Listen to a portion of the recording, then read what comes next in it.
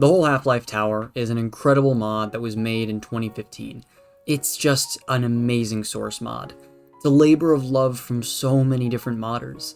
I originally played it a year ago on this channel, and that video is, well, it's pretty bad. So since the game has a sequel, and technically a remake that just came out as of writing this, why not?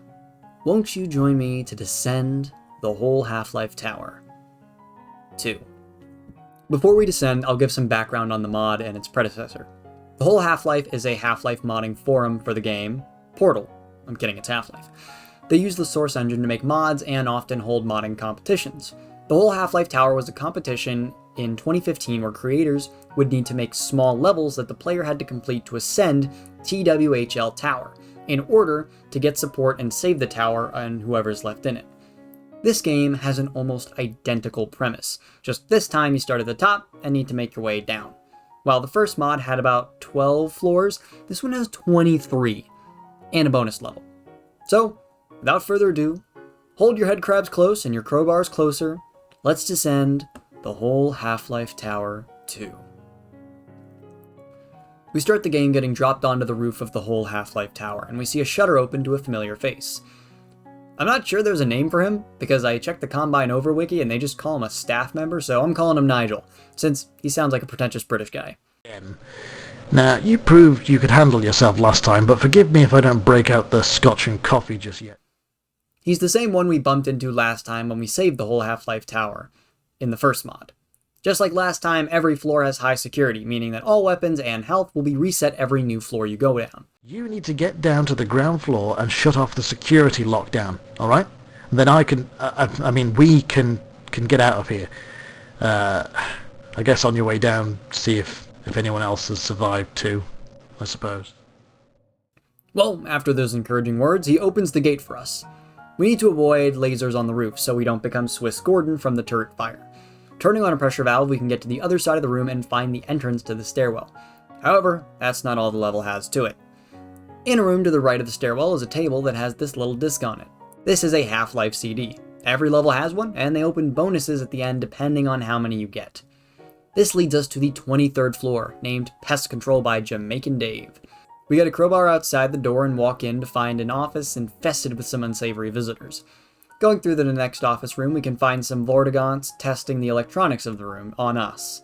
Then we can make our way to the break room where we shimmy up a vent and go into one of the connecting rooms that's boarded from both sides. Taking down the boards on the door, we can leave since we killed all the monsters.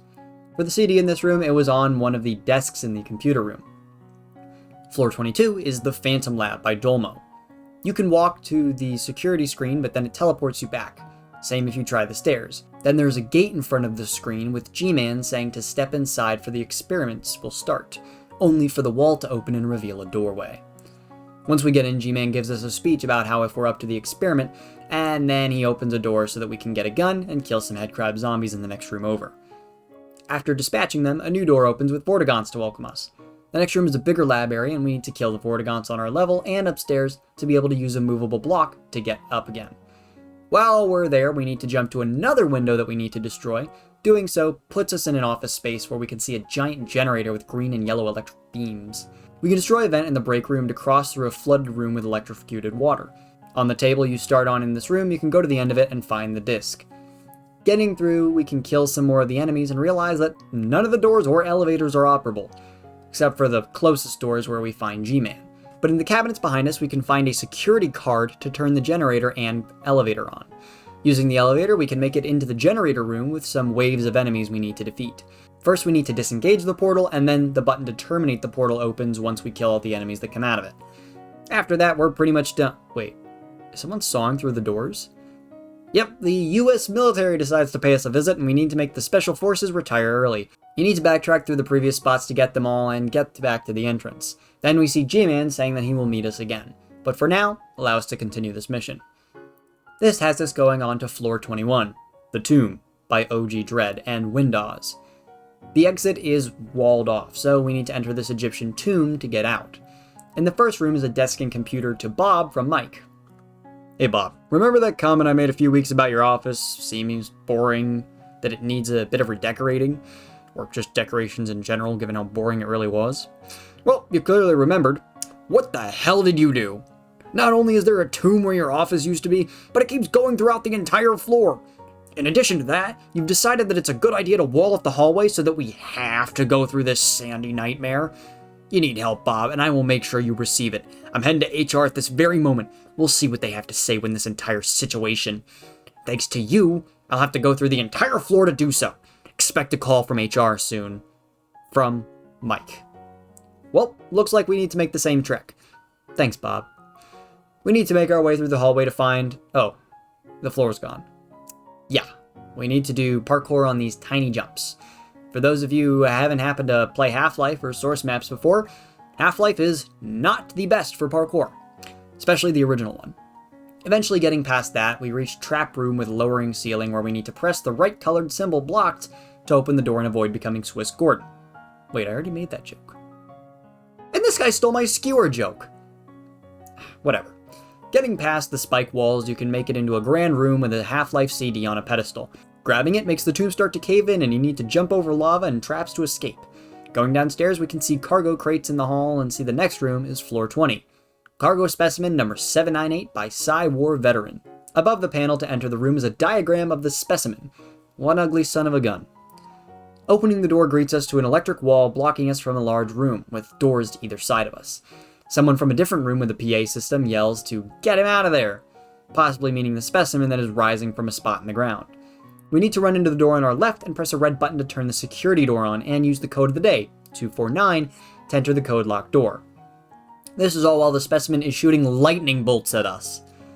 Going through the next security door, we can find a storage hall that gives us cover to find a dead guard, a pistol, and a door that requires a keycard. So we need to go all the way back to the other door, which we can now open by shooting the keypad. Going in the next door, it's broken and constantly shuts, closing every few seconds. Making our way through gets us to another hallway where a dead scientist had a keycard. But then the door in front of us gets a purple barrier installed. Going all the way back, we can open the previously locked door to open the control room and lower the specimen back down. The CD in this room is a sneaky spot where you need to jump onto the broken panel from before to get into a crawl space above the hallways. Honestly, I did not find this the first time. When leaving the room, you can actually have the elevator show the specimen in it for a brief moment before the doors close. The next room is much more calming. The food court by Truck Stop Santa Claus has a guard in the hallway blocking your path, making you go get lunch. I just adore this level. There's a Panda Express, a Hungry Jack's, a Tony's Pizza. There's even movie posters and a bunch of other neat pieces of set dressing. I like the dialogue though. No Kung Pao chicken for your broke ass has gotta be my favorite moment. To get the CD, you can find a crowbar in the Panda Express and destroy an event in the Tony's Pizza to find it in the back. The next one is Floor 18, Half Pint by Mr. Floyd. This one is basically a speedrun of the Half-Life campaign. You need to get to the desk, go through the lab, cause a resonance cascade, beat up some zombies, crawl through some vents, jump over electric water, run past the ATF, destroy the tentacle monster thing in the blast pit, kill the skulking monster in the Tesla coils room, ride a very short train, get captured by the ATF, survive the Death Star trash compactor, unleash a zombie prisoner, jump on a car to scale more vents, find out everyone has given up on you, get depressed, grab an armory's worth of weapons, go through a giant teleportation machine, and then find out the creator just didn't make sense. So, you can't use your cool weapons at the end. At least they left the CD on the desk for you. Next is Floor 17. We can find floating debris outside the window. Well, that's not ominous. This level is named Memories by Zick Shadow. Turning the corner is a creepy blue static figure saying to find the lost memories to open the path. Going into the dark room, there's only a table with paperwork until the lights turn on, revealing a glow on the table.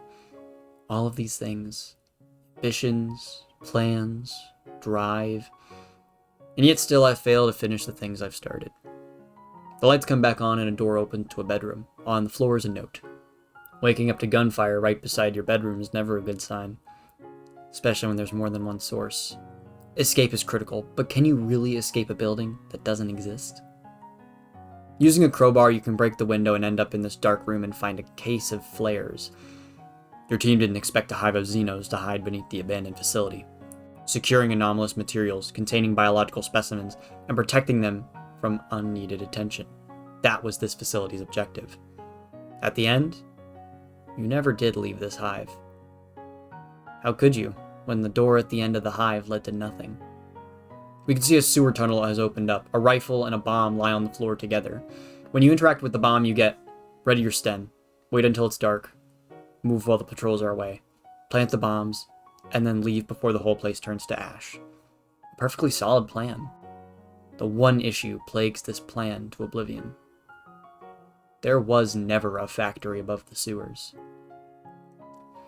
At this point, a new tunnel opens up to a small door into a control room. When interacting with the pads in the control room, you get 95.7% robotization factor, maximum feed field, roboticizer ready. Sir, he's all yours. Pressing the last button gives us 4 years ago. Infiltrate the secret base from the sewers, destroy the roboticizer, steal intelligence, get away. Seems simple enough. Yet you failed in your mission. Did Julian somehow manage to fool you? How else would you explain the fact that the console room is the only thing that remains of what was supposed to be a heavily fortified fortress? A large supervillain-esque door opens behind us. Walking through, we enter what looks like a little corner store. There's a Half-Life CD on the vending machine if you choose to make the jump. Interacting with a refrigerated leg gib, we get, your mind recalls back to a place you feel some comfort in. What was it that you're supposed to find here? A leg? A book? Something to put in those slots to pass? Finding symbols to remind yourself of the good things in life. Though you did manage to find one of the pieces. Your mind nevertheless became your permanent prison. For when you placed the item in one of those slots, there were no other memories to visit, nor an exit from this hell.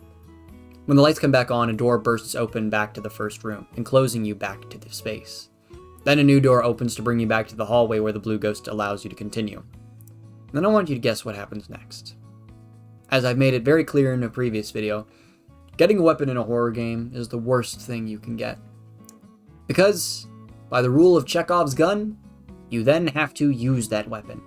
And before the final shadow lifts to the door, we see this disgusting monstrosity. The guns you got through the level need to be used here to kill this guy. He's actually decently strong, if not a little buggy, but killing him gets us to floor 16. Orange Corp by Dr. Orange.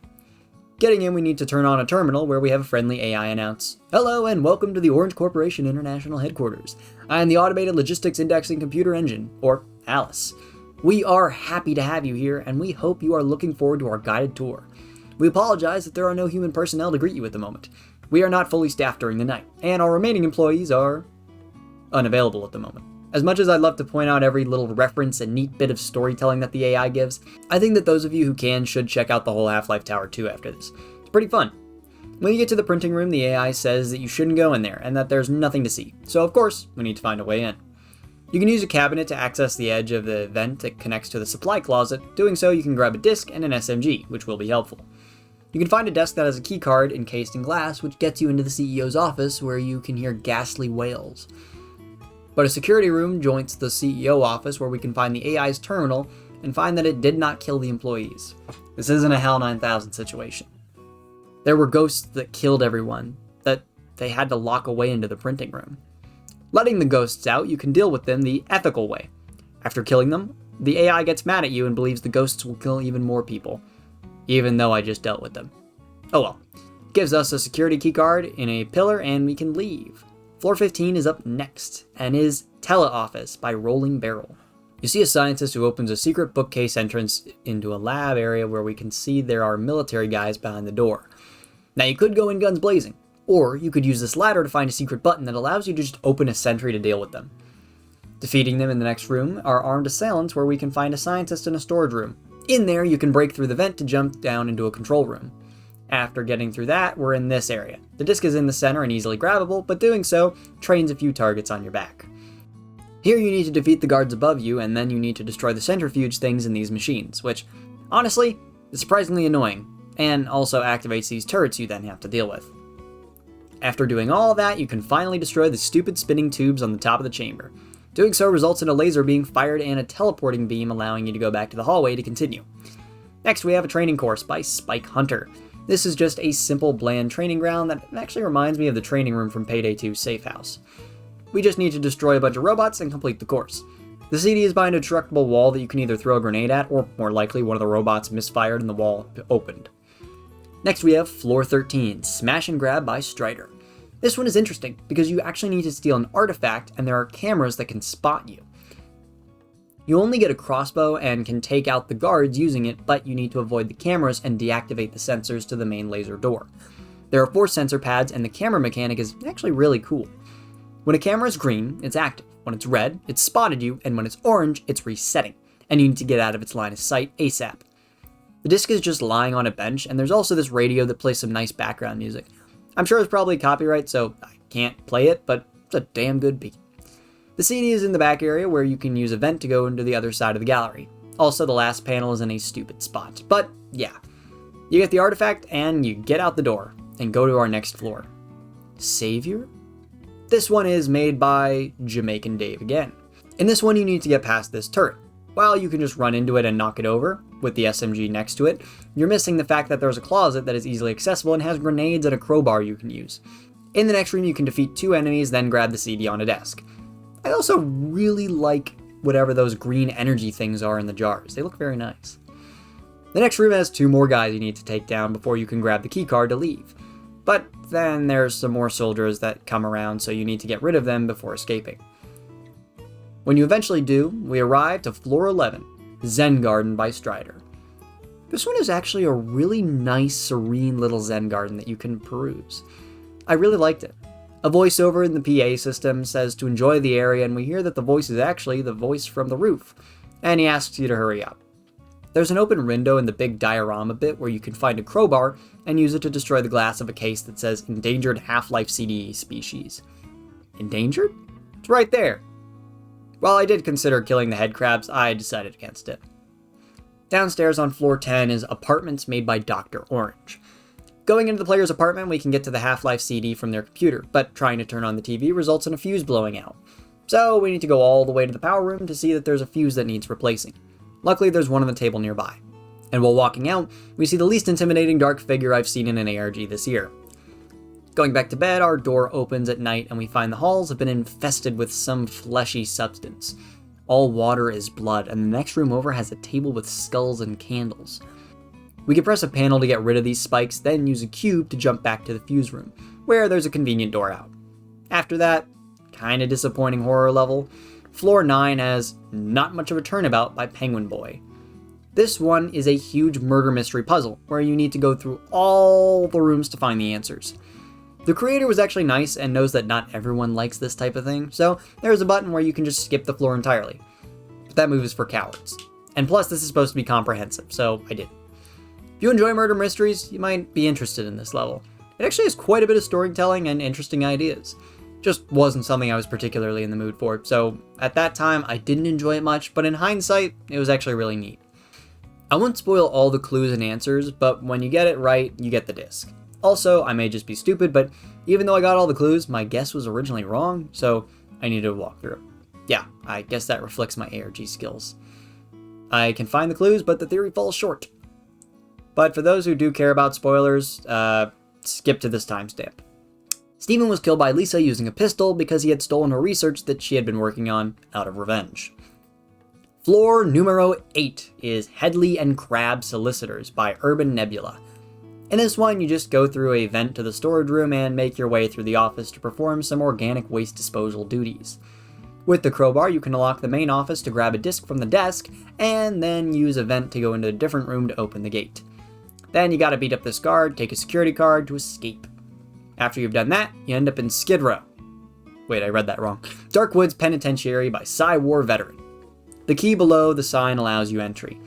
You need to go through this one open cell to get through its wall into another one. Then you can walk to the other side of that hall and hear a voice beckon you to one of the rooms with a crowbar in it.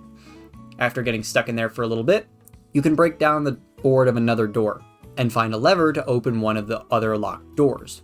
Going to the previously locked door, we can find another lever and get the other locked door open and find a disc behind one of the bed frames. Behind the last locked door, the room becomes dark, and then we see a flash with a scientist saying to submit your status report. The 5th floor is both really neat and kind of annoying. Flippant, by Too Much Video Games, has you raid an office where almost every enemy is on the ceiling. That was fine with the soldiers, but all the Combine assassins took a while to take out. In the Combine Assassin room, there's the guy on the couch who, if you just step over him, you'll get the disc. I kinda like how it's hidden. Getting past the third room of soldiers, you can find a separate room that turns off the power so that we can head to floor 5. Von Braun by OG Dread. Walking through the doorway, we end up in this chamber. Suddenly, the glass explodes, and then we realize that we're stuck in a cold storage room. In one of the rooms across, we can see a code on a screen that will open a keypad to another door. In this room, we can find a broken window that has a turret on the other side. But you can also find this box. We can use the box to boost us through a vent into another room with a power cell, but it doesn't have any charge. Going through the window and avoiding the turret, we can find a power cell charger. That power cell charger can then be used to open the main door into the turret room so we can push the box from before through a vent to get into this control room with the disc on a desk. And that pretty much is the room. I will say this room took me forever because I'm dumb. I couldn't find the first security code, and also the AI voice named Xerxes was really neat. This one was very atmospheric, but doing this game in one full sprint did not have me enjoying the puzzle rooms as much as I normally would. This might be a pattern. Floor 4 is Cupid's Q by Lucas23323. We need to first go into the security room to press a button to unlock the next room with 2 zombies. Door on the left won't open, so door on the right is our only option, with a few hound eyes. You need to destroy the vent to open the other room, and then you can press on the picture to enter the room with the disc. Then G-Man comes in and tries to MIB mind wipe you back to the other room. Taking the cube, we can use it to get to another vent to find a room with a scientist standing in a pool of water. There's a security card on the desk, and when we get it, some Vortigaunts open a garage door to shoot laser beams at us. Then we have to deal with a bull squid in the vent. Going all the way through the vents, we end up back in the security room and can leave to the next hall. Gonna be honest, I took forever on that one, because me and the tutorial I was going alongside could not figure out how to get through the door for the disc. I thought you had to run the level 3 times and keep the scientist alive to do it. Nope, you just need to press the painting. It's mostly my fault, I should have used a better tutorial. The next floor is Trial by Fire, another one by Psy-War Veteran. You need to pass by 3 bricked off walls to the next room where you seem to need to solve the mystery of this dead guard. Next to him is a note where he's screaming for help saying he's seen the face of the devil. There's 2 notes in the kitchen, one on the table and one on the fridge. Journal entry 6. I don't think there was a divorce. Journal page 5 on the fridge says, John is acting even weirder today. I caught him snooping around my room. He might be aware that I write about him. He is losing tons of hair and I keep finding droplets of blood near the sink. I can hear him around the corner. He's coming here. I have to hide this journal page. There's also a disc in the oven, but we can't get that yet. Next, we turn the lights on in the hallway to see the other rooms. The first one has a cross statue and a gun on the other table, with some more notes. Journal entry 7 says, I can't even hold the pen straight as I write this. The thing I saw in the bathroom was not my brother. His skin, he ripped it open, his eyes. I've never seen arms that bend like that. He came at me and I kicked him to his room. Can hear him breathing. Journal entry 3 on the shelf beside it, that was a failure. He doesn't want to go out drinking. Hell, he doesn't want to get out of the house, ever. Now that I mention it, he also looks very pale. He must have been a shut-in for a couple of months at least. When I asked about it, he said he felt normal. These notes show a clear difference. 6 had a lot of spelling mistakes showing the fear of the writer, and 3 shows a time before whatever incident has happened. There's a note under the bed that is for entry 4. It's been about a month since my brother arrived. His behavior's been unnatural ever since the first day. Something that doesn't make sense to me is the fact that Barbara never once called neither me nor John. It's not like her at all. Come to think of it, this divorce business also doesn't make sense. They were always a happy couple. Opening up the closet, we can find another note. Journal entry 2. When I saw the man in front of me, I couldn't believe it. It was my own brother John. I didn't say it out loud, but he looks terrible. He's very skinny, unbelievably so. I guess all that divorce business really got him down. I'll take him out tomorrow. Some fresh air will do him good. Using the pistol, you can shoot the oven glass door and get the CD. You can also shoot a lock in the front cabinet to get a gas can. In front of the bathroom, there's a note for journal entry 9. The voices, they never stop. He wants out. The scratches are unbearable. I always carry my gun around now. Do I have the strength? In the bathroom, there's a note on the tub for the first journal entry. I was surprised to hear John's voice so gloomy. He told me he needed a place to stay until the divorce papers arrived. I don't really like the idea of sharing my place, but I can't say no. He is my brother after all. Then there's another hidden note on the bathroom wall. Journal entry 8. I never was a believer until that night. I'm doing everything I can to save him. Nothing worked so far, but he seems calmer. I've been trying to act normal, but I think the others see right through me. I'm thinking of using some of my off days.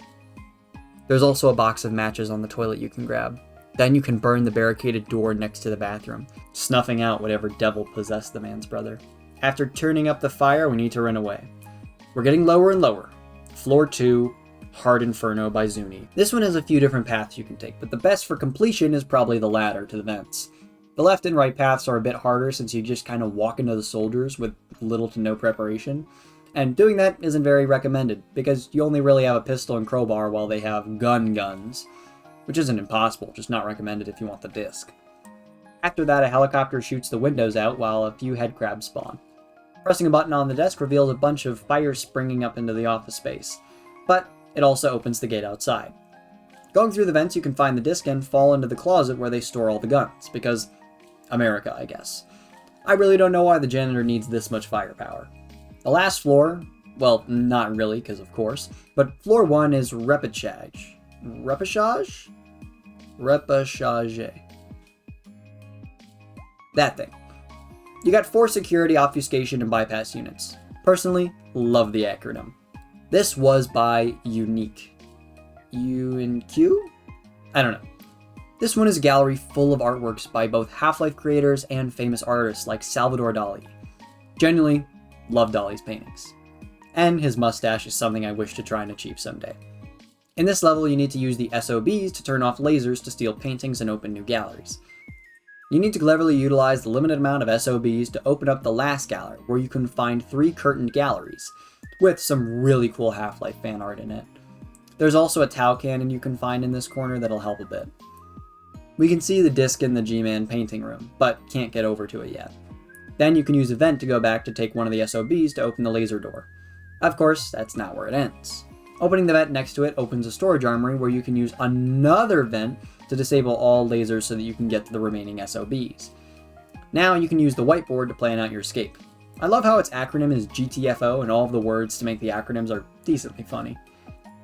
You need to build the weapon, put it in the main gallery, get all the SOBs and modify them, kill the stupid snarks because they're annoying pains in the asses, then you slap the new SOBs onto the GTFO to get the lasers to drill a hole through time and space, and the gallery windows.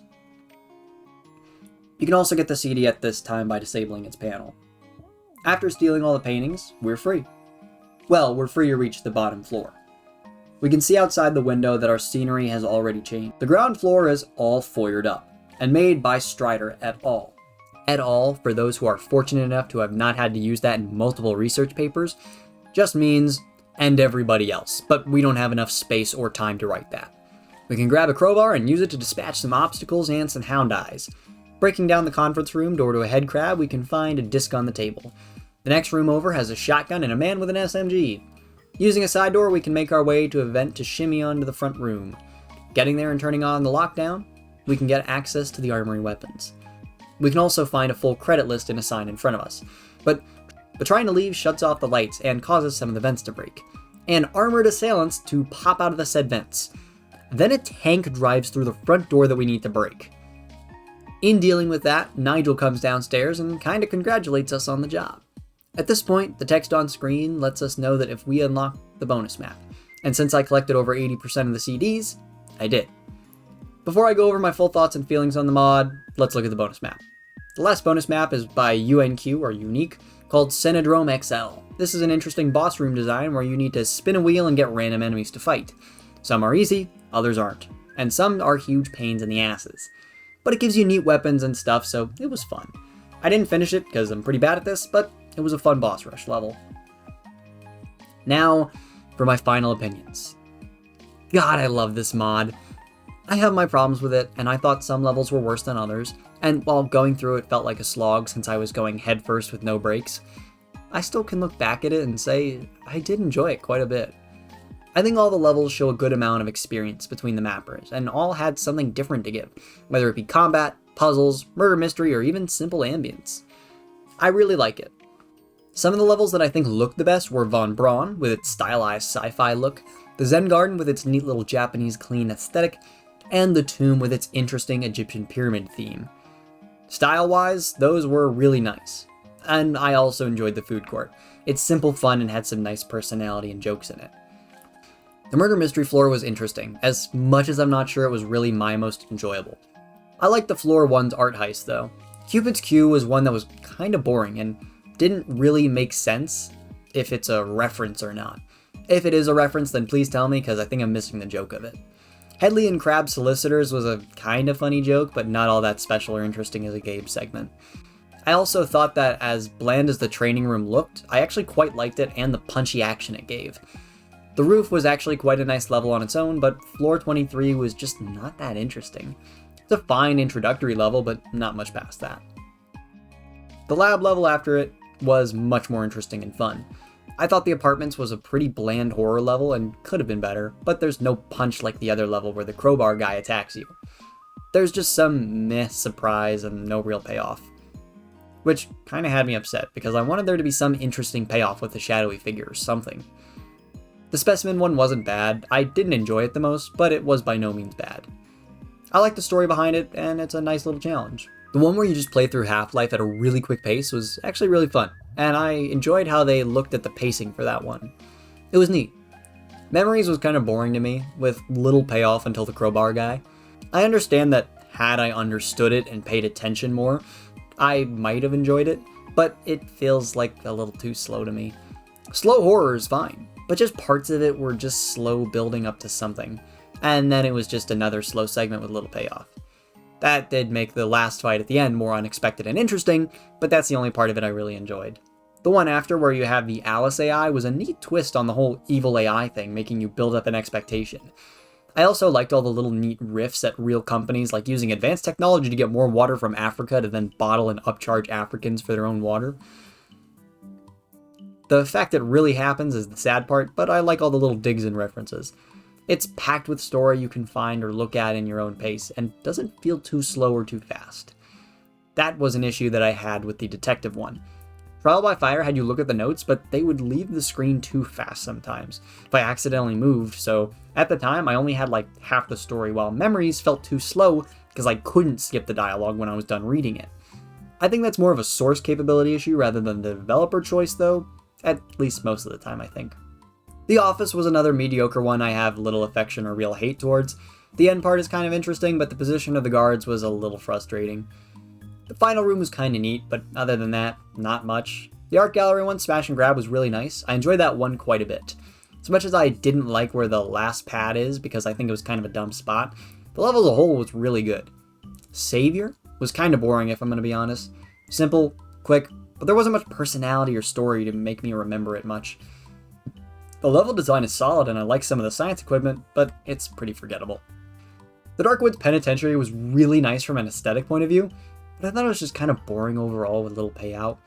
I think the grimy look and design is great, but if there was a story or more creepy events happening in the middle that would grow suspense to a big scare of a status report, I thought it would have been better, even if it was just for comedy or actual horror. I like it though. Could be better, but memorable enough from the looks alone. I think I already gave my opinion on Flippant. Really neat design, but I just do not like the room with 4 assassins where it's difficult to counter their cover. That one is more of a me issue though. I think the bland and sparse design fits the military thing they were going for, but I do think it was lacking in cover if you're going to have 4 assassins with pillars on the ceiling. Not the worst, but definitely an interesting challenge. I think if the developer made more rooms with different challenges and enemy combos, it would have felt more refined. Like Hound Eyes on the ground with some soldiers on the ceiling where you had to avoid the Hound Eyes to fire at the soldiers and then plan your attack more carefully on the fly.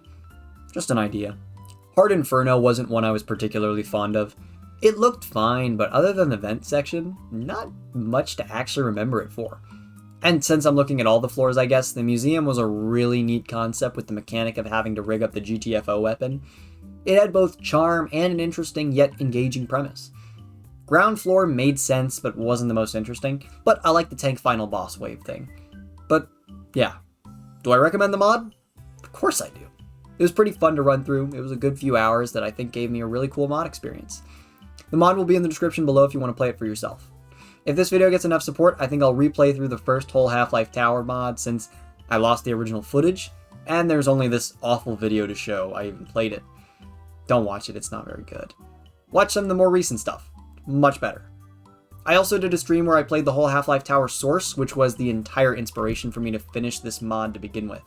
The live stream is in the live tab, and if you're into watching that kind of thing, I recommend it.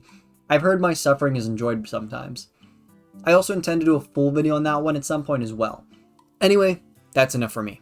Before I go, I just want to say to check out the FNAF Sim Origins video, since I want to try and do more of these fan games, mods, and other game videos instead of just the ARGs, which most of you have probably subscribed from, if you happen to be.